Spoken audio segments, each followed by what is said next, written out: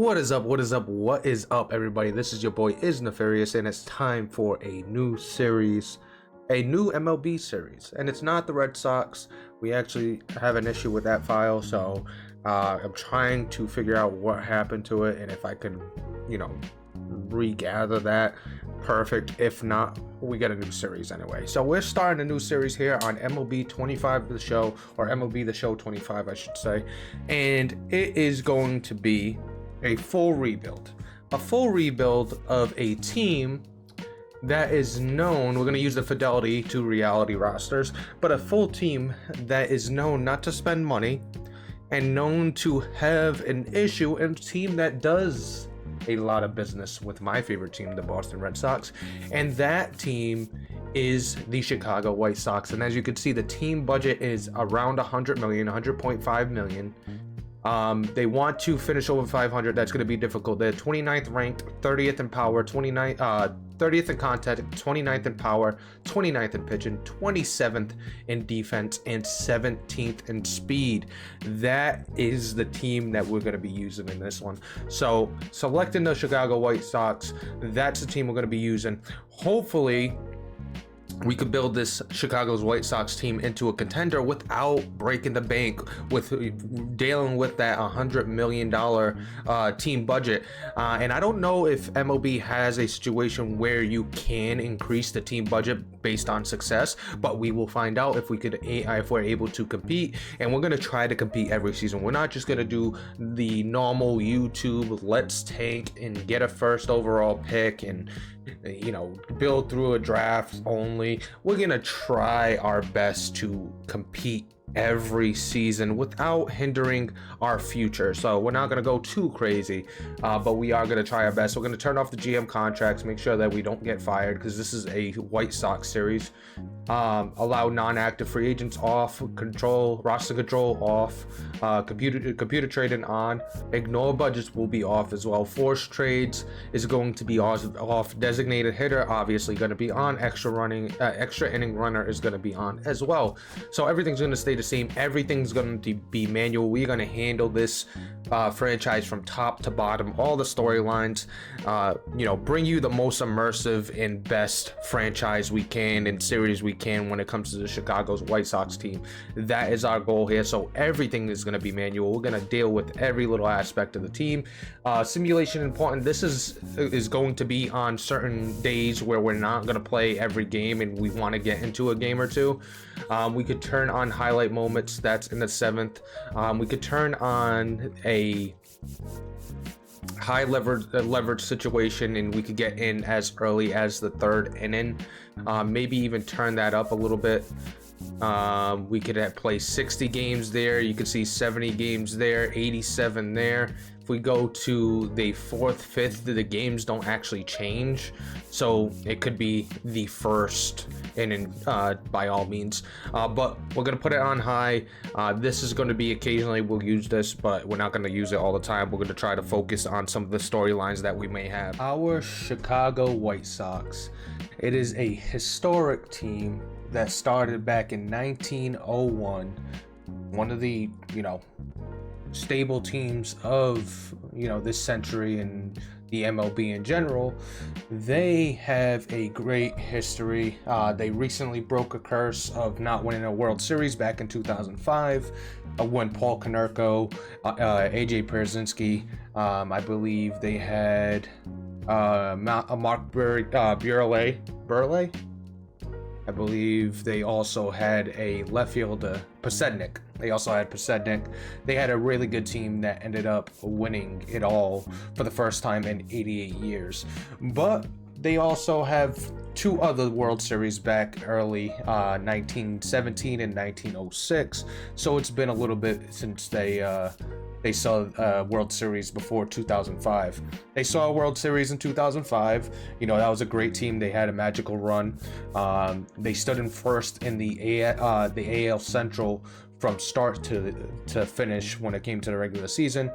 Went past the Red Sox, who won the World Series a year ago. Went past the Angels, who won it a couple years ago.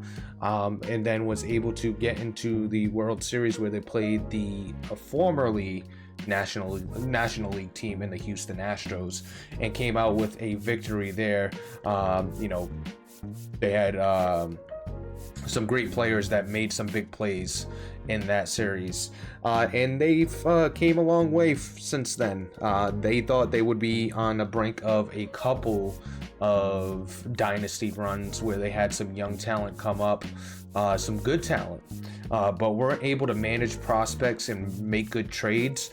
They made some really bad trades that we'll get to here in a second, but that led to a historic season, which was 2024, where this Chicago White Sox team lost a total of 121 games, and I believe that was the largest since the 1960s. And I forgot the team that actually had the most, but it was at 120, and that 121 was a record set by this team, not in a good way, but a record nonetheless. And what led them to this kind of position that they're in? A couple of things. They made some bad trades with prospects and mishandled some prospects.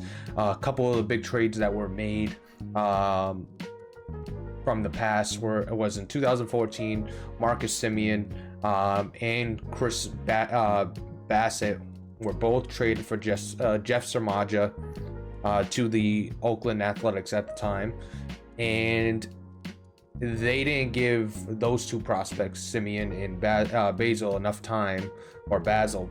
time to really develop. So they mishandled that prospect, and everybody knows about the major mishandle of a young lanky shortstop in the name of Fernando Tatis Jr., who was sent to San Diego with Eric Johnson for James Shield. The ghost of James Shield's past. James Shield was on a decline. San Diego traded them for Fernando Tatis Jr. and Eric Johnson. So that is one of the worst trades that you've ever seen. So the GM in general for the Chicago White Sox have been terrible. It's a historic franchise. It's a franchise that deserves respect, and it's a franchise that has been around in the MLB for a long time. And hopefully a new GM Neff, is able to turn that around. And they are the perfect team for GM Neff to take over and try to build. Now, the drafting has not been good ever since the 2010s. They've hit on a couple guys like Chris Sale and Garrett Crochet, who they just traded for a bunch of prospects. The owner does not spend a lot, and we can show you that right here when we go to the budget. Our current budget is $106 million, I believe was the start. We talked about it. We are only spending $90.1 million in salary right now, and we do have $50.76 million available, so that's from revenue sharing, so it's not that bad. I thought it would be 106 exactly. It's not that bad. We have only 23 million wrapped up for 2026 right now. We only have 24 million wrapped up for 2027. So we got some options, and we got some big pieces like Luis Robert Jr. And more pieces, which we'll get to.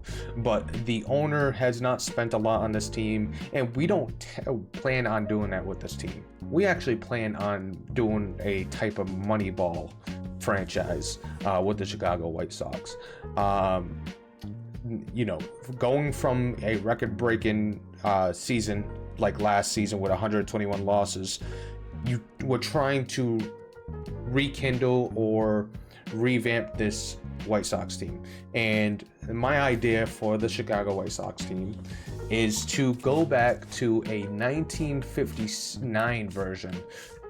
We had this idea originally, and it turns out they already did this in 1959, where they saw some success, where the Chicago White Sox had a go-go version. They would call the Go-Go White Sox, where it was about speed, it was about getting on base, it was about stealing bases, it was about causing havoc on the base pass, and also being a great pitching team with good defense behind it. And I would say 2005, in a sense, had that great pitching with Mark Buehrle and other guys on that team.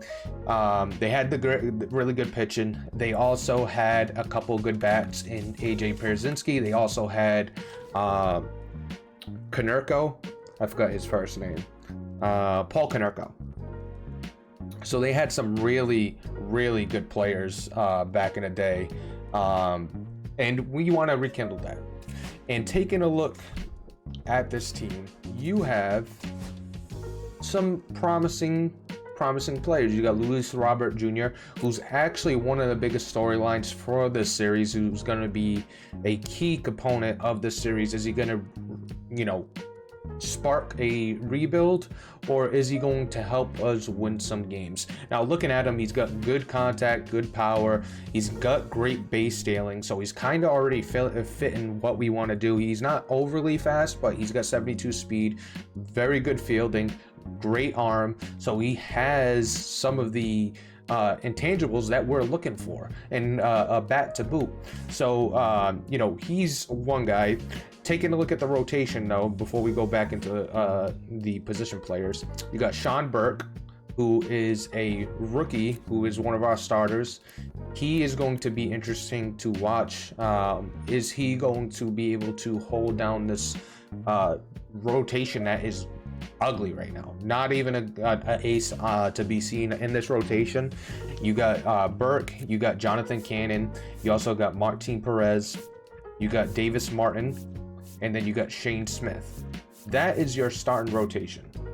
And nobody is above a 76 overall. You got a couple of 74s, you got a 73, you got a Shane Smith who's a 73 as well, and who hasn't really been tested as a starter. But he is a starter based on the opening day roster for the Chicago White Sox. So, and he was selected in the Rule 5 draft. So this is his first real test. Davis Martin is a 28-year-old. Not a lot of development going to be coming from him. Last year, a 432. The year before, a 483. So you kind of understand what you're getting from him. At the bottom of the rotation, fourth or fifth guy, maybe gives you a couple good innings. He doesn't have great stamina. It would be nice if he was that workhorse on the mound. That would be even better. You got Martin Perez, who's more of a workhorse. He's had over 4 ERA for the last 2 seasons with Texas, a 445. He had a 453 total last year, and I believe that was via trade. You also had a 289 when he was with Texas, so he had one good season, but 4, 4, 5, 6 on the ERAs over here. Not really a great pitcher. Another guy that's a bottom of the rotation fifth guy, just like Davis Martin. Take a look at Jonathan Cannon. He's got good stamina, could eat some innings. He's also pitched last year where he had a 4.49, but he is young, a 6'6", 225 pound right-hander with a 95 mile per hour fastball. Probably sits in that 94 to 97 range. Could get it up there every once in a while. He started 21 games last year, went 5 and 10. He had 1 save as well. On 124 innings pitched, he also had 91 strikeouts, so not a lot of strikeouts there. Sean Burke, like I said, who's going to be our ace, not really tested as a starter. He started 3 games last year for the Chicago White Sox, where he went 2-0 with 19 innings pitched. He had 22 strikeouts and a 1.42 ERA. Is he the next guy in this system to kind of come up like that Garrett Crochet and Chris Sale and, make the most of his opportunity? Will he be that guy for us this season? That is going to be the story to pay attention to when it comes to the major leagues. And we'll get to the prospects here in a second. That is where we're going to have some fun. You had Penn Murphy in the bullpen. He's a 30-year-old, just a arm that's in the bullpen. We don't have a good rotation or a good bullpen. As you can see, our best reliever is a 72 overall. You also have Karen Keck, who is a AAA relief right now, potentially going to get called up at some point right now, but we have the opening day rosters from in real life. So we're dealing with that, and then maybe after a month we start making some changes to this roster, but we're going to have the opening day rosters to begin with. And we got all the injuries, which we'll show you here in a second. Cam Bozer is a left-hander in the bullpen. You got Frazier Ellard, who is another 27-year-old, not a young development talent. You have Jordan Leisure. You also have Mike Vasil, he was selected in the Rule 5 draft. Another guy selected in the draft, the Rule 5 draft. Born out of Massachusetts, so a homegrown boy from my home city. So shout out to my home state. I said my home city. My home state. Shout out to Mike Vasil, and I believe Sean Burke. Oh no, Shane Smith was also from Massachusetts, my home state, so not city. And Sean Burke. We have a bunch of Massachusetts boys on this team that I didn't even realize how many Massachusetts homegrown talent they have. Well, not homegrown because this is Chicago. We also have Brandon Iser, another left-hander that's in the bullpen, but nothing great to really look at when it comes to the bullpen.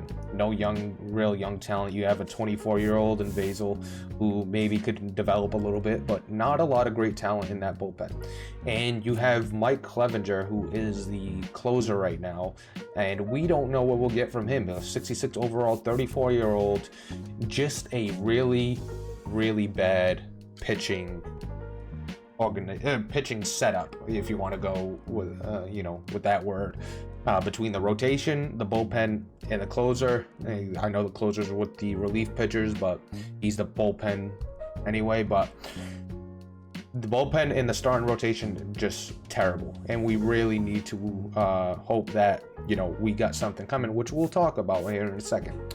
When it comes to the catching position, the two major league assets right now is Matt Thaiss, who is a 29-year-old, see potential, obviously a plug and play type of guy, not something we're going to look for in the future, just somebody to hold us over until some of our prospects are ready, which we'll talk about soon. You also got Corey Lee, another guy. He's 26, so he's not that young, not that old. 26 years old, still has some time to develop a little bit more. He's got good pop on right-handed bat, 6'2", 220. Really good arm, not great fielding, not fast for a catcher. Actually, he is fast for a catcher, but not necessarily fast in what we're looking for, but not bad for a 26-year-old and what we have to deal with on this team. We also have Andrew Vaughn, and we talked about the prospects that they missed out on. Andrew Vaughn was a first-round draft pick in 2019 that they had some high hopes for. He has not really panned out. A 74 overall. He's got good, decent bat. With some good contact and a little bit of power. Definitely not that corner of the infield type of power. Not a great fielder either, so he doesn't really fit what we're trying to build. Just the overall miss on this prospect, and maybe he could turn it around. He is 26. Maybe he could have a good season. Last year he had batted 246 with 19 home runs. Maybe this ain't the end of him. He also batted 258, 271, 235 with 15 to 21 home runs in that range.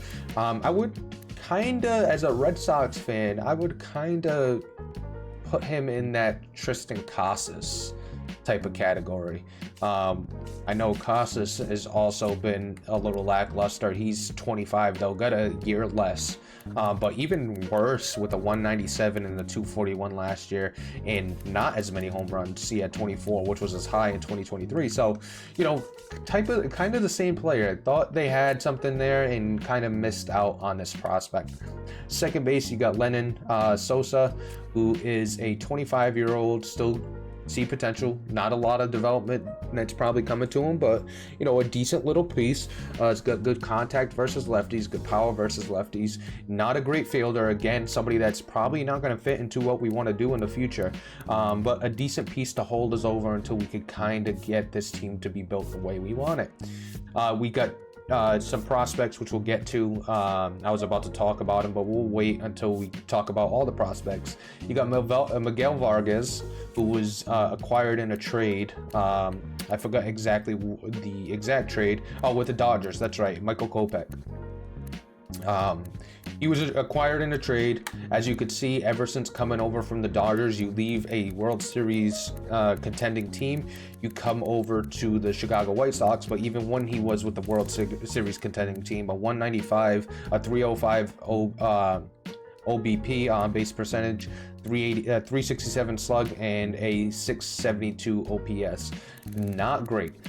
His totals from last year, batted 150. We're hoping to get a much better Miguel Vargas this season. 6'2", 205. He's got good pop. Doesn't have a great bat as far as contact. He has a really good arm. Not great fielding. Has pretty decent speed for a third baseman.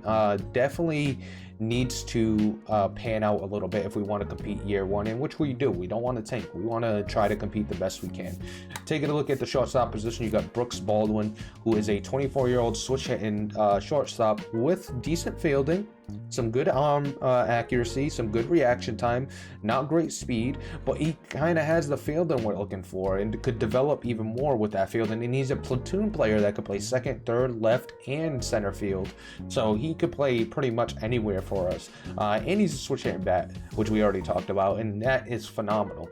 But with the team build, we want to look for that great vision and discipline when at bat, not necessarily contact and power. You know, that's great. That's just cherry on top. We want the good vision and discipline. We want some clutch, but we also want a great fielding player. We want somebody that could field really well and has some good speed along with it. So Baldwin is kind of that prospect a little bit. Definitely needs some work on the vision and discipline, but has a little bit of that fielding and has a little bit of that speed out of shortstop. Definitely would wish for that to be a little bit higher though. We also have Nick Malton, who came from the Baltimore Orioles. He's got a great arm, not great fielding. The speed's not there. He's got a little bit of power against right-handers. A 6'1", 178-pound shortstop. Played for Baltimore last year. Only got 5 at-bats. Struck out twice. Didn't even get a hit. Played for Detroit. Batted 173. He had a 250 for Philly. In 2022 and 2021, he had a 256. But definitely somebody that's probably not in what we want to do in the future, but he's another platoon guy that could kind of get in there, being a left-hand bat that could play second base, third base, left field, center field, and right field. So he could play all over the diamond. Jacob Amaya, who is a 26-year-old, 5'10", 180-pound youngster. Well, I say young, but he's not really that young. Shortstop that has C potential, not really in our future. Again, okay fielding, okay speed, but not a lot to work with so far when it comes to this major league talent. You got Andrew Benintendi, who's a 76 overall left-handed bat. We know Andrew Benintendi well, a first-round draft pick from the Boston Red Sox. Has been okay, hasn't been phenomenal, but has been okay. A good contact hitter, has a little bit of pop, not much, not a great fielder, but has a strong arm and not a lot of speed. So he's not really what we're looking for, but he has a $15 million contract for the next 3 seasons. Definitely somebody that we'll think about moving on from. And you can take a look at some of his history. A 229 average in 2024, 262. He had a 304 back in 2022 when he got traded, probably from KC over to Chicago. He had a 276 in KC the year before. He had a 290 with Boston. Just a real up and down career. And, you know, he does have a decent bat, but definitely not what we're looking for when we're trying to build this team. Luis Robert Jr.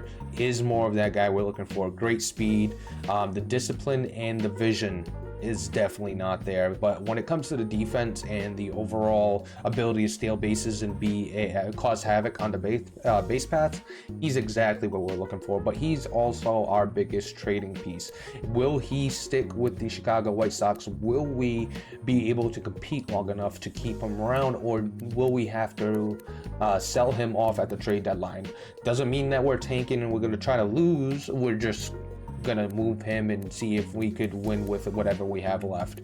And he's got a $7.1 million contract, 8.3 in 2026 and 9.5 in 2027. So he's got some time to really stick around at a cheap price. He has an all-star appearance in 2023, a gold glove in 2020, and then a silver slugger in 2023 as well.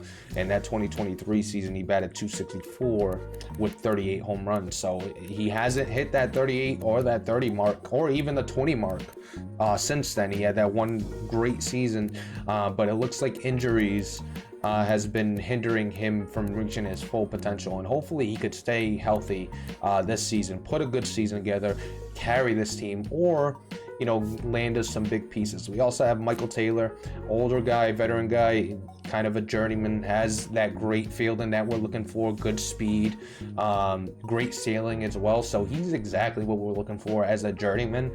Maybe somebody we could keep around at cheap money as he gets older, just to be that backup and that platoon player that we put in there when we need. The only issue with him, he doesn't have any secondary positions. He just plays center field. So, we have to work with something like that, and doesn't have great vision or discipline. So offensively, he doesn't really have what we're looking for.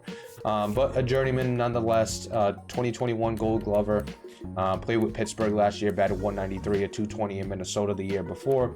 Definitely, somebody that is more of the mold of what we're looking for, but still not exactly what we need. You got Austin Slater, who is another veteran guy, 32-year-old, 6'1", 204, from Florida. Great arm, doesn't have crazy fielding, has pretty good fielding, does have great discipline, and that's something we want on this team offensively, but not really made for the future. He excels at pinch hitting, excels coming off the bench. Not really going to be, somebody that we're going to look for answers in the future, but could be a good little backup piece for now. Take a look. You got Travis Jankowski. Jankowski. 33 years old, another veteran. Great fielding, 99 fielding, good reaction, has good speed and good stealing. So has everything as far as the base paths and also on the field itself. Has great discipline and great vision. So he's exactly the type of player we're looking for. Somebody that's going to get on base for us as much as possible, cause havoc on the base pass, and kind of be a nuisance, because that was the go-go White Sox from back in 1959, and that's what we're trying to build here. That is the plan for this team. So that is what we have for a major league roster. And I'll take you to take a look at the rotation. You got Sean Burke, like I said, he's going to be our ace. Jonathan Cannon, Davis Martin, Martin Perez, Shane Smith. You got Bryce Wilson, Mike Vazel. You got Cam Boozer, Iser, Leisure, and Murphy as the middle reliefs. Your setup guy is Ellard, and then you got Clevenger as the closer. We could get another setup guy. Let's actually go with Murphy to be that second setup guy. Taking a look at the lineups, going based on what they had in real life. Miguel Vargas leading off, Luis Robert. You have Andrew Benintendi, Andrew Vaughn. You also have Nick Minton. You got Lennon Souza. You got Matt Thice. You got Jacob Amaya, and then you got Brooks Baldwin against right-handers. And against left-handers, we got a ton of right-handed bats for them. We got Miguel Vargas, Luis Robert Jr., Andrew Benintendi is the only lefty in this lineup, Andrew Vaughn, Austin Slater, Lennon Souza. You also have Corey Lee, Jacob Amaya, and Michael A. Taylor playing left field, but we could actually switch that and have Luis Robert play. Ooh, he can't even play left field either. Andrew Benintendi could play left field, so we could do that.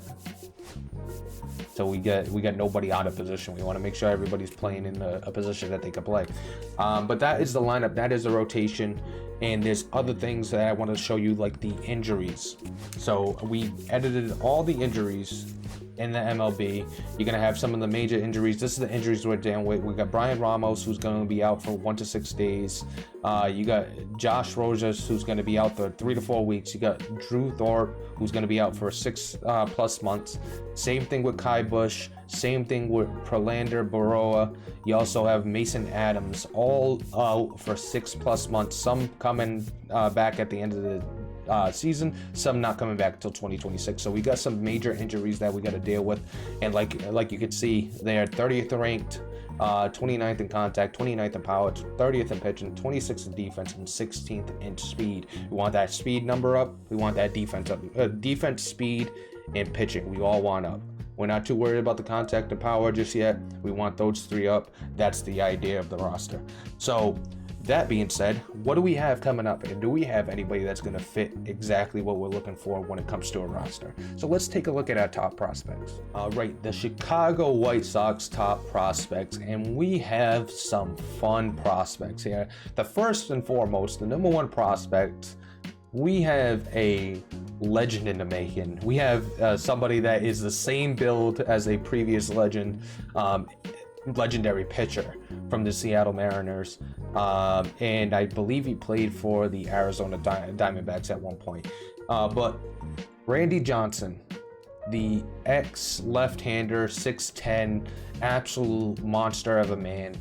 We have one of those right now. Noah Schultz is that next Randy Johnson, a potential 6'9", 220 pounds from Illinois, has great break on his stuff, has great velocity at 79, throws a 96 mile per hour fastball, has an 86 mile per hour sweeper, great changeup and cutter as well, 89 stamina, so also a workhorse.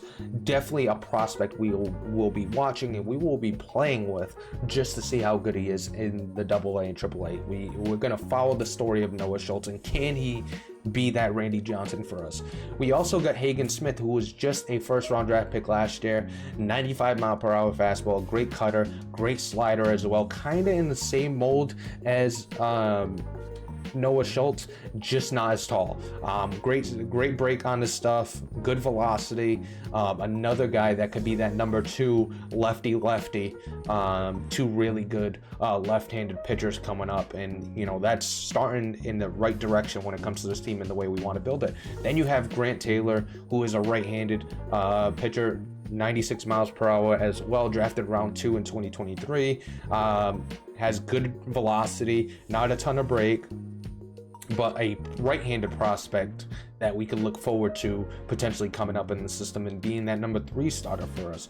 After that, we got Kyle Teal, who was a major acquisition from the Garrett Crochet trade. You got him you got a player like this that could play catcher, but also play left field, center field, and right field. Has pretty solid fielding. It's kind of the type of catcher that kind of reminds me of a little bit of Buster Posey.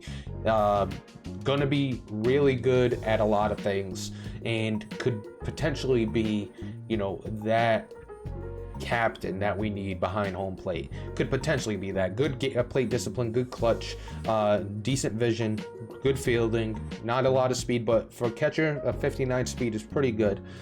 Good contact, good power. So it's going to be interesting to see how he kind of molds his game and how he's going to develop. He is already a 76 overall B potential, and you're most likely going to see him this season. You got Carlson Montgomery, who was the number 1 favorite prospect of the fan base until this year. You got Montgomery. When it comes to position players, a 6'3", 205 shortstop, a 205-pound shortstop, kind of in that Gunnar Henderson, Corey Seager type of mold. Good pop, a left-handed bat, throws right-handed. Doesn't really have the fielding we want, doesn't have the speed we want, but could be that, pop in the lineup, DH, or maybe even the third baseman, a corner position for us. Definitely going to be fun to see how he pans out and how he develops. Another big prospect. We also have Edgar Quero, who is a good hitting prospect for a catcher, switch hitter as well, so could go on both sides of the plate. Good vision, good discipline, not a great fielder, not great speed. Definitely going to be like a platoon guy or maybe even a trade piece at this point. If we want to have him and Kyle Teal kind of be 1-2 and carry throughout this franchise, maybe, but I think he would be better suited as a trade piece at this point. You got Braden Montgomery, who is another prospect that they got from the trade with the Boston Red Sox for Garrett Crochet. Good pop, a switch hitting bat, 6'2", 220, good vision, good discipline, decent vision, 21 years old. It's got a lot of time to develop with that B potential.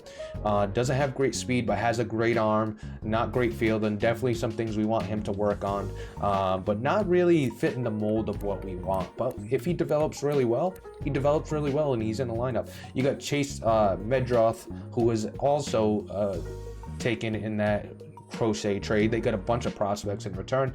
A great contact hitter, great bat, great understanding of the plate as far as vision and discipline. Doesn't have the fielding ability though. No fielding, not a great fielder, not great speed, not great durability, so he's somebody that might get injured a lot for us, but could play third and short, and also second base. So he's another guy that we most likely will see in this season, 2025. So we'll keep an eye on him and how he performs. Yaro Arade, who is Irade. I'm terrible with the names. 96 mile per hour fastball, right-handed pitcher. Again, a starter that could potentially come up through the ranks. See potential, so he's probably not going to end up being that top 3 of the rotation, but could be a 4th or 5th starter depending on how he develops and performs. Last year played in 6 games out of the bullpen, had a 1.50 ERA. Could definitely make another appearance this season at some point. So keep an eye on him. You got Sean Burke, as we talked about, who right now is our ace, and we're going to rely on him heavy to start the season. Hopefully he can overperform based on his, overall. Take a look at Aldrin Batista, who is another right-handed pitcher. We got a good system when it comes to pitching. See potential. Again, not a guy that's going to go crazy. Maybe goes up in potential at some point. You got Perlander Baroa, a 24-year-old from Dominican Republic. Another pitcher, probably, well, he is a relief pitcher. Maybe a bullpen arm that we bring up at some point. You got Shane Smith, who's going to be that 5th starter that we got in the Rule 5 draft.